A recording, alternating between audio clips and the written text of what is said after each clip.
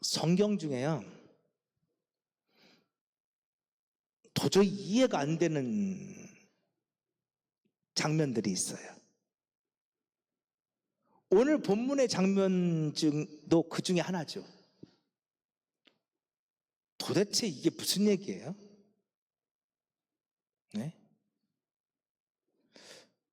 오늘 우리는 이 장면을 보면서 이해가 잘 안 돼요. 아니, 나뭇가지를 우물가에 세워놔요. 그리고서 그 나무를 보고 양들이 새끼를 베는데, 야곱이 원했던 그런 아롱진 양들, 점 있는 양들, 얼룩얼룩한 양들, 이런 양들이 태어난단 말이에요. 도대체 오늘 본문의 이야기가 도대체 뭘 얘기하는 거예요? 네? 하나님 잘 믿으면 하나님 축복해 주신다는 얘기인가요? 도대체 어떤 이야기를 하려고 오늘 본문은 이런 약간 좀 주술적인 것도 있는 것 같고요, 그렇죠? 이거 무슨 무당이 무슨 점치는 것도 아니고요. 이게 무슨 얘기를 하고 있는 거예요, 여러분? 네? 이 장면을 여러분 어떻게 이해하세요? 여러분 이 이야기는 여러분 다 아시는 얘기잖아요, 그렇죠? 이거 어떻게 해석해요? 자, 오늘 여러분과 함께 이 어려운 얘기를 좀 해보려고 하는데 어렵지 않아요. 알면 너무 쉬워요. 자, 먼저 창세기 30장 전반부가 야곱이 겉으로 볼 때는 에서에게 쫓겨가는 것처럼 보였지만 야곱이 신부를 얻으러 가는 과정이었고, 그래서 야곱이 밧단 아람 하란 땅에 와서 라반의 집에서 야곱이 신부를 얻고 4명의 신부를 얻고 그리고 11명의 아들을 얻는 이야기로 기록되어 있는 게 30장 전반부예요.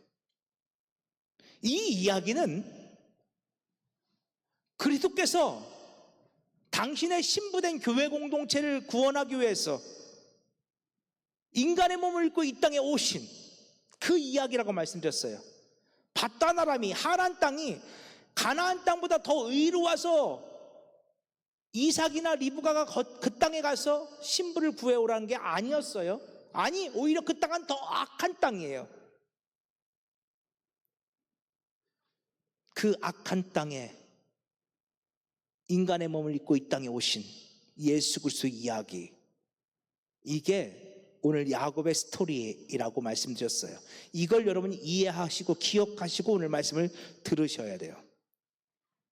자, 오늘 보면 25절, 26절은 그걸 다시 한번 우리 가르쳐줘요.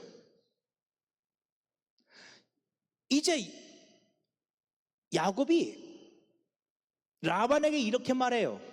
이때는 라헬이 요셉을 낳았어요. 4명의 아내를 얻었고 드디어 야곱이 11명의 아들을 낳았을 때 이제 내가 고향으로 돌아가겠습니다. 왜냐? 내가 외삼촌에게서 일하고 얻은 처자가 있습니다. 이제 나는 내가 원했던 신부를 얻었습니다. 아들도 얻었습니다. 이제 나는 내가 왔던 고향으로 돌아가겠습니다.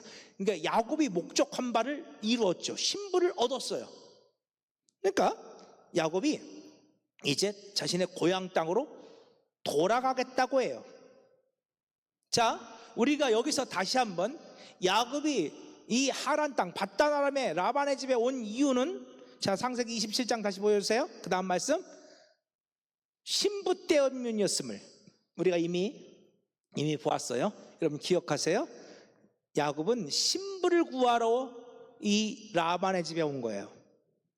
겉으로는 에서 때문에 도망온 것처럼 보였지만, 그러나 야곱이 여기에 온 실제적인 이유는 신부 때문이에요. 그것을 리브가가 이야기하고 있고 이삭도 이야기하고 있어요. 너는 거기 가서 신부를 구해와. 드디어 야곱은 신부를 구했어요. 근데요, 여러분, 이 창세기 30장 이 이야기는요, 출애굽 스토리와 출애굽의 이야기와 너무도 비슷해요. 자, 지금 제가 여러분과 함께 몇 가지 이 창세기 30장의 이야기가 출애굽 이야기와 얼마나 비슷한지를 제가 보여드릴 거예요. 자, 야곱은 신부를 구하러 왔어요. 근데 나중에 야곱의 일가족이 애굽으로 가요. 근데 야곱의 일가족이 애굽으로 가는 이유가 뭘까요? 야곱의 일가족이 애굽으로 가는 이유는 큰 민족을 이루기 위함이에요. 하나님께서 야곱을 신부를 구하라고 야곱을 저 라반 집 밧단 아람, 지금의 터키 지역이죠, 밧단 아람 하란 땅으로 야곱을 보내신 것처럼 하나님은 또다시 야곱의 일가족을 애굽으로 보내시는데, 야곱의 일가족을 왜 애굽으로 보내시냐? 큰 민족을 이루라고 보내시는 거예요. 이때 애굽에 간 야곱의 일가족은 70명이에요. 그런데 이 70명이 430년 만에 얼마의 숫자가 되죠? 나중에 출애굽할 때 장정만 60만, 노인과 여인과 어린아이를 포함하면 200만이 넘는 그런 숫자가 되어서 다시 애굽을 나오죠. 아무튼 자, 목적이 있었다는 거예요.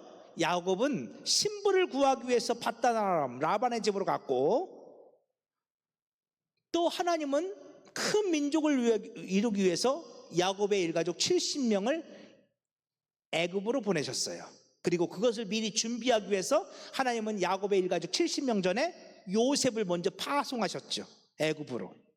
그 70명이 정착할 기반을 하나님은 요셉을 통해서 만들어 놓으신 거예요. 여러분, 요셉의 스토리는요, 이 70명이 정착할 수 있는 기반을 만들어 놓은 스토리예요. 요셉이 왜 애굽에 팔려가야만 했느냐? 예? 그거 뭐 꿈을 가지세요, 비전을 가지세요. 꿈 비전 얘기하기 위해서 한 게 아니에요. 이 야곱 일가족 70명을 위한 예비예요. 그러면 왜 야곱의 일가족이 거기 가야만 했느냐? 그들이 큰 민족을 이루기 위함이에요. 그러면 사람들이 질문해요. 목사님, 아니 가나안 땅에서도 큰 민족을 얼마든지 이룰 수 있는데 왜 하나님은 굳이 야곱의 일가족 70명을 애굽까지 보내셔서 큰 민족을 이루어야만 했습니까? 여러분, 왠지 아세요?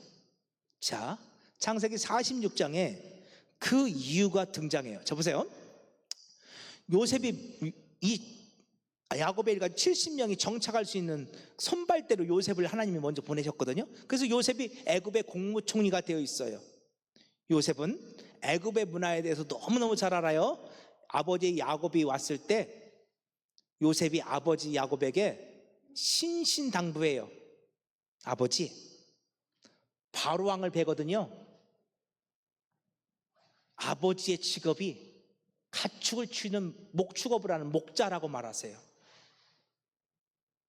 바로왕이 너의 직업이 뭐냐라고 물으면 저희들은 목축업을 하는 목자입니다 라고 대답하세요. 요셉이 신신당부를 해요. 왜 그랬을까? 애굽 사람들은 다 목축을 가증히 여긴대요. 가증히 여긴다는 것은 혐오한다, 경멸한다, 이런 뜻이에요. 애굽 사람들은 목축하는 사람들을 혐오해요. 마치 우리 옛날에 조선시대에 백정들을 혐오했던 것처럼. 그러면 왜 요셉이 이렇게 말하느냐? 하나님께서 아브라함의 후손들을 큰 민족으로 만들기를 원하세요.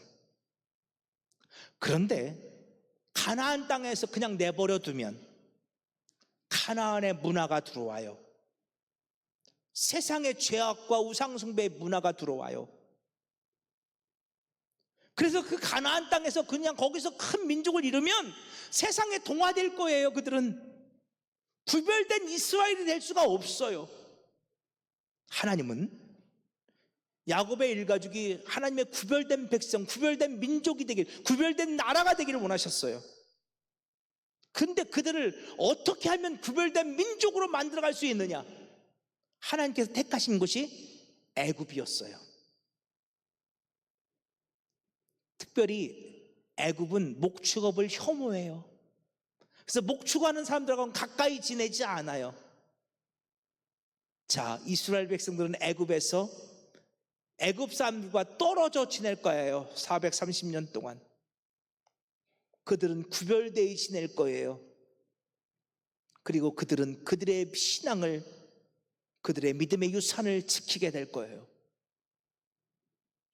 여러분, 그 이야기가 창세기 46장의 이야기예요. 왜 하나님께서 이스라엘 백성들을 가나안 땅에서 민족으로 만들지 않고 애굽 땅에서 민족으로 만들기를 원하셨느냐? 그 땅이 목축하는 사람들을, 이스라엘 사람들을 가증히 여겨서 애굽 사람들은 이스라엘 사람들과 함께 있지 않아요. 문화가 섞이거나 종교가 섞이거나 예배가 섞이거나 삶의 태도가 섞이거나 그렇게 할 확률이 없어요. 하나님은 그들을 고센 땅에서 완전히 구별시키셨죠. 그래서 430년 동안 그들을 거기서 민족으로 삼으시는 거예요. 그건 나중에 창세기 46장 할 때 다시 더 볼게요. 자, 그렇게 하나님은 목적이 있어서 야곱을 밧다람에 보내셨고, 또 목적이 있어서 야곱의 일가족 70명을 애굽에 보내셨어요. 그런데요, 또 공통점이 있어요. 그래서 야곱은 14년 동안 정말 열심히 외삼촌 라반의 집에서 열심히 일했어요. 근데 14년 동안 일했는데 가진 게 있을까요? 없을까요? 창세기 30장 29절 보여주세요. 있어요? 없어요? 아무것도 없어요. 그래서 야곱이 이렇게 말해요.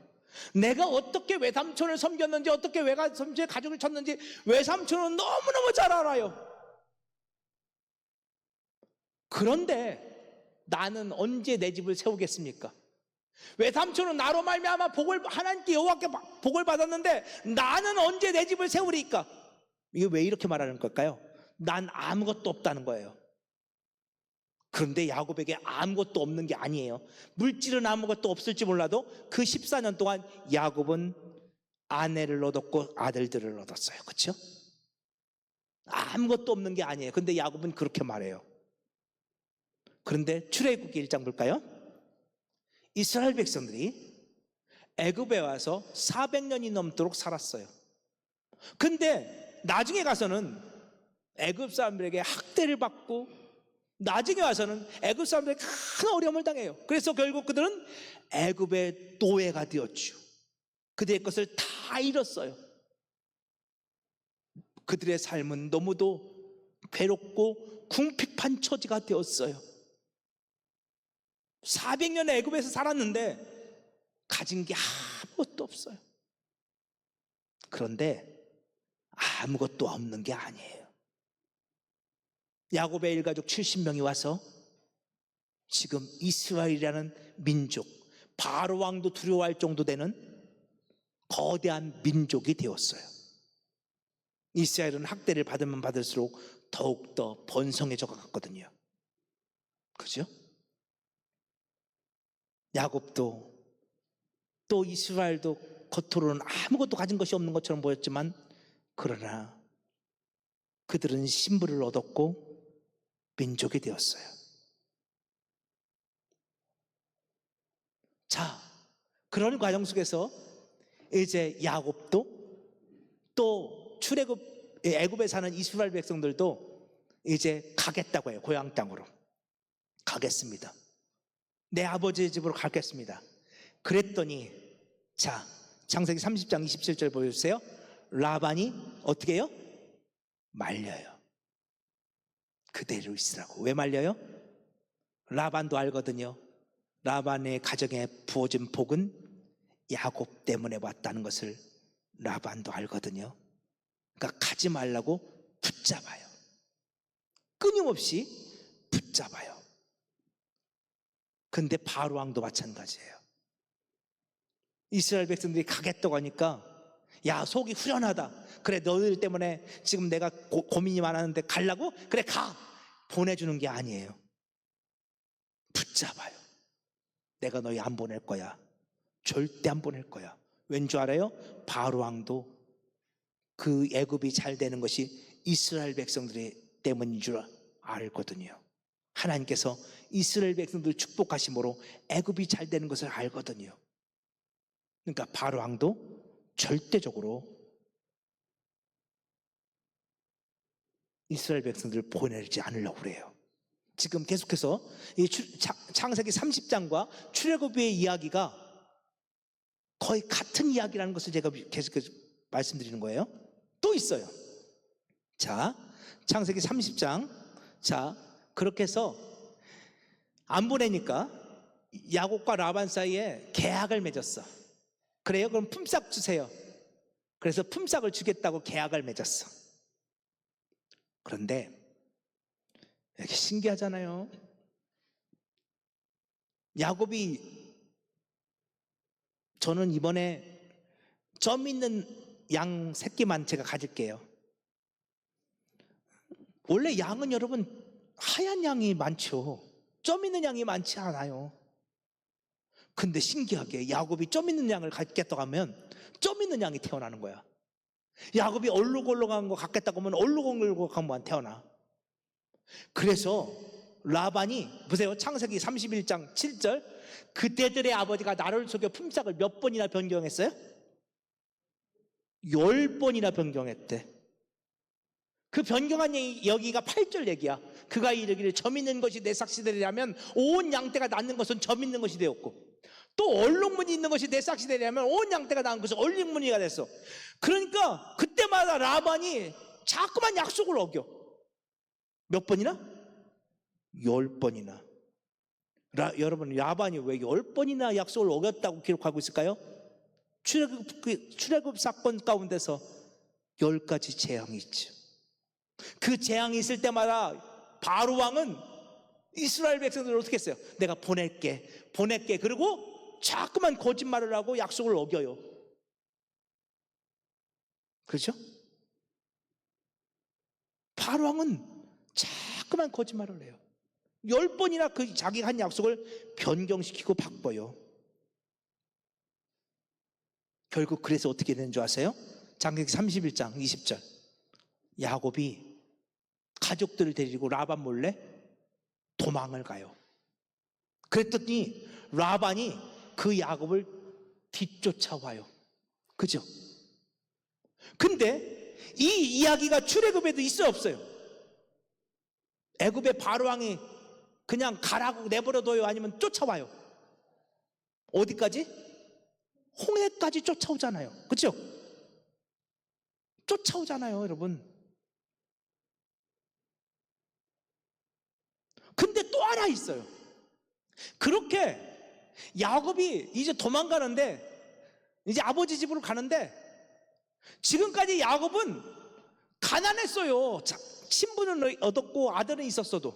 그런데 하나님이 그렇게 야곱이 이번엔 제가 얼룩무늬 가질게요 그러면 얼룩무늬 주시고 점 있는 거 가질게요 그러면 점 있는 거 주시고 이래 가지고 갑자기 야곱에게 엄청난 재산이 생겼어요. 야곱이 아버지 집으로 올 때 그 모든 가축과 모든 소유물과 모든 재산을 다 가지고 다 와요. 그렇죠? 그런데 출애굽할 때는 이스라엘 백성들이 빈손으로 애굽을 나오나요? 아니죠.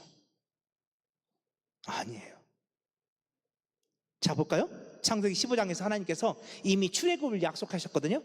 너희들이 400년간 거기 있다가 그 위에 내 자손이 큰 재물을 이끌고 나오게 될 거야 그랬는데 출애굽기 12장에서 실제로 그들이 애굽 사람들이 그들에게 은금 패물과 의복을 다 주어요. 그래서 이스라엘 백성들이 그들이 구하는 대로 주게 하심으로 그들이 애굽 사람들의 물품 이 은금 패물과 의복 엄청난 은금 패물을 가지고 이스라엘 백성들이 애굽을 나와요. 비슷하죠? 또 있어요. 그런데 야곱이 그 은금 패물 갖고 뭐 할까요? 그 엄청난 재산 갑자기 생겼어, 야곱에게. 그거 갖고 뭐 할까요? 창세기 28장. 야곱이 그 옛날 베델에서 환상을 봤어요. 사닥다리 환상을. 하나님, 나를 아버지 집에 다시 돌아오게 하시면 내가 이 기둥으로 세운 이 돌이 하나님의 집이 될 것입니다. 내가 반드시 돌아올 때 하나님의 집을 세울 것입니다. 내가 돌아올 때 반드시 하나님께 10분의 1을 드리겠습니다. 약속했어요. 그리고 창세기 35장, 야곱이 돌아오면서 그 은금을 가지고 여호와의 제단을 쌓아요. 여러분, 놀라운 것은요, 4절이에요. 그들이 자기 손에 있는 모든 이방 신상들과 자기 귀에 있는 귀고리들을 야곱에게 주었어요. 모든 야곱의 가족들이 다 주었어요. 그랬더니 야곱이요, 그것들을 세겜 근처 상수리 나무의 아래 묻어버렸대요. 그 재산을. 그 재산 중 일부는 여호와의 제단을 쌓는 데 쓰고 나머지는 다 묻어버렸어. 그러니까 야곱이 이 재산을 갖고 나온 이유가 돈 때문이 아니라 여호와의 제단을 위한 것이었다는 거예요. 그런데 이스라엘 백성들이 애굽에서 나와서 그 많은 은근 폐물을 갖고 나왔는데 그 은근 폐물 갖고 뭐 했죠? 그거 갖고 뭐 했어요? 성막을 만드는 데 사용했죠. 그죠? 이스라엘 백성들이 자신의 배를 불리려고 그거 갖고 나온 거 아니에요. 야곱도 자신의 배를 불리려고 그거 갖고 나온 거 아니에요. 그거 가지고 여호와의 제단을 쌓았어요. 여러분, 놀랍게도 비슷하잖아요? 그러니까 여러분, 창세기 30장의 이 이야기는 지금 야곱이 지금 아버지 집으로 돌아오는 이 이야기는 출애굽의 사건을 상징하고 있어요. 자, 보세요. 이 야곱이 밧다람에 간 이유는 신부를 구하기 위함이에요. 그 밧다람은 죄악으로 가득한 세상을 상징하고 있다니까요. 그 세상 가운데 찾아오신 예수 그리스도를 예표하고 있어요. 드디어 야곱이 그 세상 가운데서 신부를 구하여, 그게 출애굽 이야기예요. 그게 출애굽 이야기잖아요. 세상 가운데 당신 백성들을 구원해내신 하나님의 구원 이야기. 이 창세기 30장은 그 하나님의 구원 이야기를 기록하고 있다고요. 출애굽 이야기와 너무도 닮아 있어요. 그러면 목사님, 도대체 이해가 안 되는 그거 이 구원 얘기라고 알겠는데 그 점 있는 양, 아롱진 양, 그거 도대체 무슨 얘긴데요? 자, 우리 그 구원 이야기에 대해서 한번 볼게요. 창세기 30장 31절 보세요. 자, 지금 야곱이 외삼촌 라반과 계약을 맺어요. 자, 야곱이 어느 날 외삼촌에게 이렇게 말한단 말이에요. 내가 외삼 양차에 두루 다니면서 그 양 중에서 아롱진 것과 점 있는 것과 검은 것을 갈아내서 그 염소 중에서도요, 점 있는 것과 아롱진 것을 갈아내서 이 같은 것은 다 내 품삯이 될 겁니다. 내 거예요. 그건 어떤 게 내 거예요? 점 있는 것과 아롱진 것이 내 거예요. 여러분, 아까도 말씀드렸지요. 양이나 염소가 새끼를 낳아요. 양은 하얀색을 낳고요, 염소는 검은색을 낳아. 근데 간혹 보면 양과 염소 중에 아롱진 것도 있고 점 있는 것도 있어. 근데 하얀색 양, 검은색 염소가 더 많을까? 아롱지고 점 있는 양, 염소가 더 많을까? 그죠? 하얀색 양, 검은색 양, 염소가 훨씬 많아. 대차적으로 8대1이에요. 8대2. 이스라엘에서 양과 염소가 태어나면 하얀색 양, 검은색 염소가 태어날 게 8. 그리고 아롱지고 점이 있는 양, 염소가 태어날 게 2래. 그럼 이건 누가 봐도 라반에게 유리한 계약이잖아요. 근데 야곱이 그렇게 말하는 거예요. 내가 아롱지고 점 있는 양과 염소가 태어나면 그건 내가 갖겠습니다. 내가 혹시 아롱지지 않고 점이 없는 양중이나 염소를 가져간 것이 있다면 그건 다 내가 도둑질했다고 날 인정해 주세요. 그건 내가 도둑질한 거예요. 나 그렇게 하지 않겠습니다. 그랬더니 그래서 야곱과 라반이 계약을 맺었다는 거예요. 그러면 여러분, 왜 야곱은 이런 제안을 했을까요? 도대체 왜 야곱은 점 있고 아롱진 것을 자기가 갖겠다고 했을까요? 왜요? 자, 창세기 31장 보여주세요. 그 다음 말씀. 자, 9절 보세요. 하나님이 이같이 그대들의 아버지의 가축을 빼앗아 내게 주셨느니라. 그 양떼가 새끼 뵐 때 내가 꿈에 눈을 들어보니 양떼를 단 순양은 다 얼룩무늬 있는 것과 점 있는 것과 아롱진 것이었더라. 꿈에 하나님의 사자가 내게 말씀하시길 야곱아기로 내가 대답하기를 여기 있나이다 하며 이르시되 내 눈을 들어보라. 양떼를 단 순양은 다 얼룩무늬 있는 것, 점 있는 것과 아롱진 것이니라. 여러분, 누가 그렇게 말씀하셨다고요? 하나님이 말씀하신 거예요. 하나님이 야곱에게 보여주셨어요. 야곱은 바보여서 그렇게 말한 게 아니에요. 하나님이 그렇게 하라 하셨어요. 점 있는 거 얼룩무늬 택하라고 하나님께서 야곱의 눈을 열어서 보여주시면서 말씀하신 거라고요.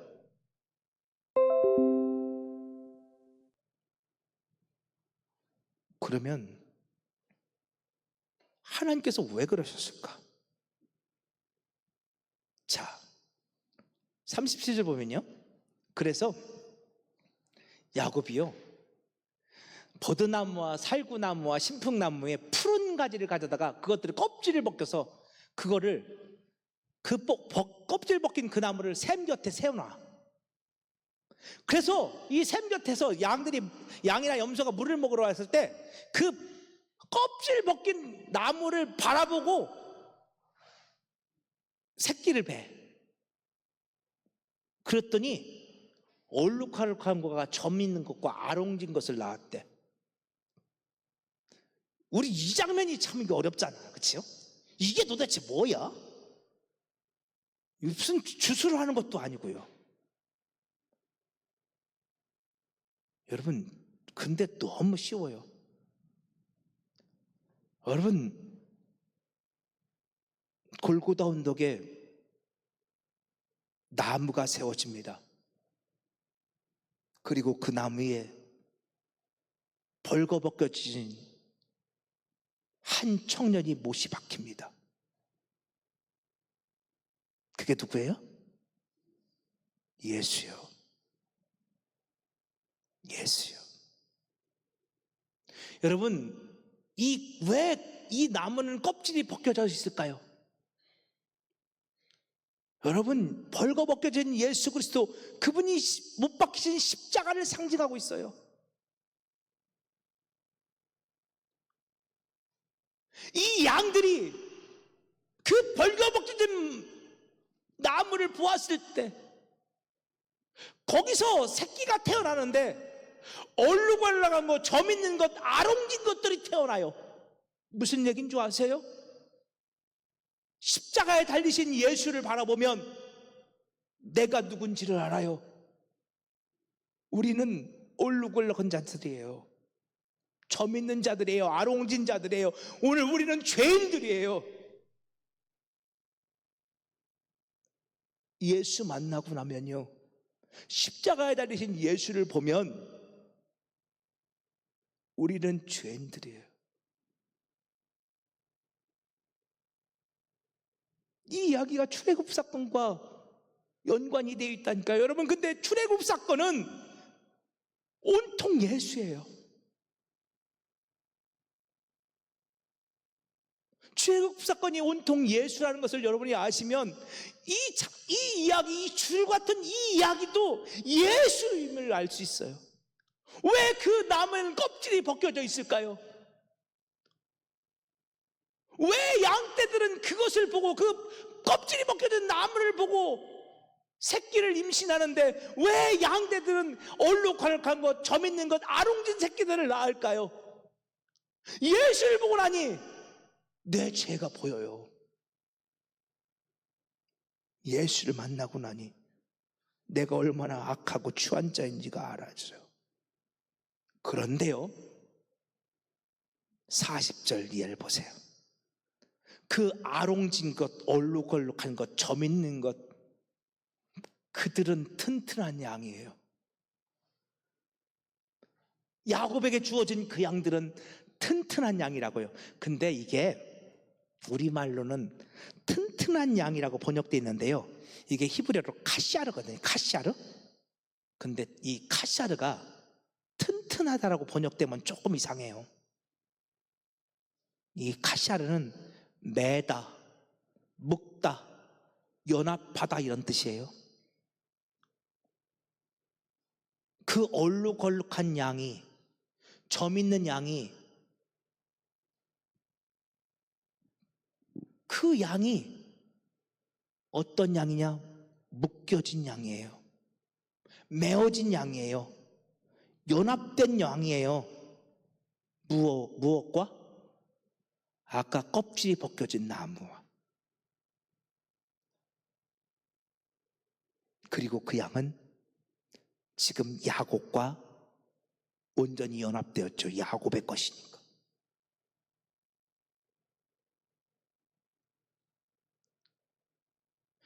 여러분, 내가 죄인인 줄을 알아요. 예수를 통해서, 십자가에 대신 예수를 통해서. 그때 껍질이 벗겨진 그 나무, 예수 그리스도를 상징한다고 말씀드렸죠. 십자가에 달린 예수 그리스도.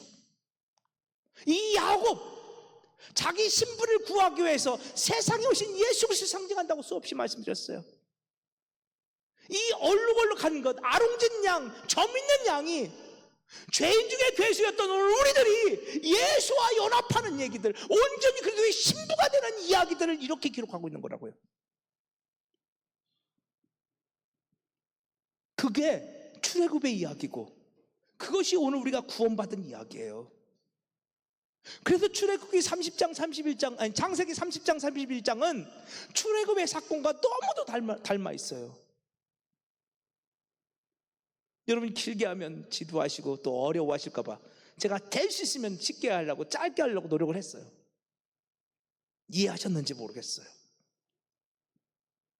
여러분, 도무지 이해가 안 되는 이 추슬과 같은 이야기를 예수 십자가로 풀면요, 너무 쉬워요. 아, 이것이 오늘 우리를 구원하시는 이야기였구나. 이것이 또 하나의 출애굽 사건이었구나. 이것이 또 하나의 십자가 이야기였구나. 이것이 또 하나 그리스도의 신부, 그리스도께서 당신의 신부, 교회 공동체를 구하는 이야기였구나. 이렇게 풀면요, 이 이야기는 그렇게 어렵지 않아요.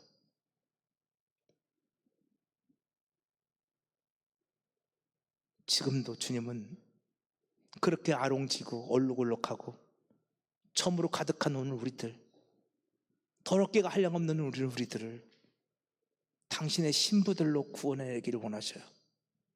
그것이 주님의 구원 이야기예요.